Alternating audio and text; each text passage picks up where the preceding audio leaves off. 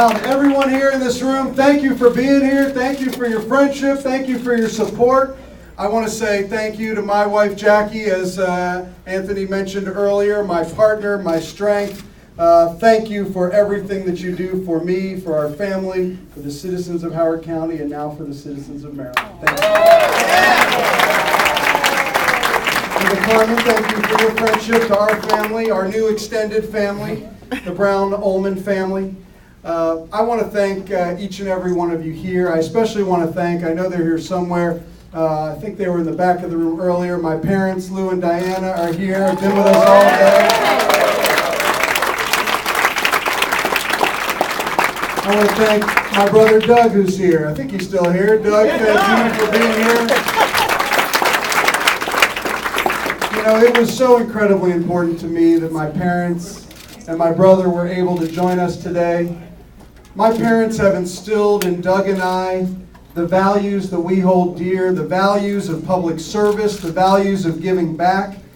You know, my parents are from Baltimore, and when they were looking at where to raise a family, they heard of a guy named Jim Rouse, who was building a city at the time in the middle of nowhere, in the middle of Howard County, right between Baltimore and Washington, was building a city rooted in the values of diversity and acceptance and opportunity for everyone. They bought into that dream.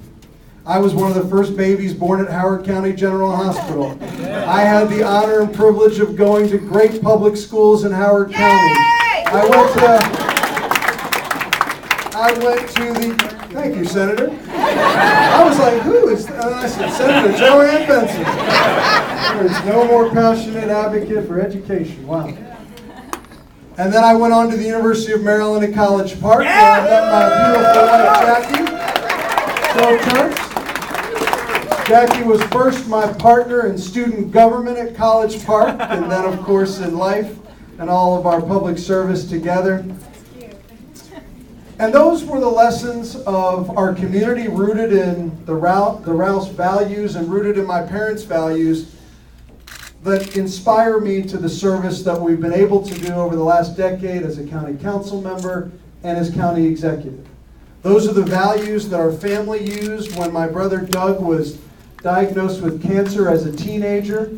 You know, we were inspired by his battle as a 3-time survivor, but we were also troubled with the notion that there just were not survivorship services for young adult survivors. So my parents raised us not to complain about things. You roll up your sleeves and you solve problems. You fix them. And that's what we did by creating a nonprofit called the Ullman Cancer Fund to provide young adult survivorship services to survivors all over this country. You don't complain, you roll up your sleeves, and you solve problems. And those are the values that allow Doug and I to devote ourselves to public service. And I got to tell you, that is why I admire our Lieutenant Governor so much. Because when it comes to the values of public service, I can't think of anyone who has devoted his life to public service like Anthony Brown has. Both as warm in here. A lot of love in here. You know, whether Anthony Brown served his country as an officer in the U.S. Army, around the world, and serving a tour of duty in Iraq, or his service in the state legislature representing Prince George's County, or of course his service as our great Lieutenant Governor for the past 6.5 years, he embodies the values that I spoke of. The values of waking up every morning in the service of others, in the service of our community. Well, I'm good. And I tell you, I am honored that we've had some success in Howard County. And I see Delegate Frank Turner came up from Howard County and Delegate Guy Gazzoni in the back from Howard County. Thank you for joining us. I'm thrilled that we've been able to deliver quality of life that we're incredibly proud of, having great schools and parks and libraries. But the fact that we've been able to do it at the same time having the lowest unemployment rate in the state of Maryland shows that if you invest in education, if you invest in great public schools and colleges and universities, and great libraries, that in fact that investment pays off in great job opportunities in preparing our children and adults for those opportunities in the future. And that's exactly what Anthony Brown has done. That's exactly what they've done as the state of Maryland has built the best public school system in the United States of America for 5 straight years.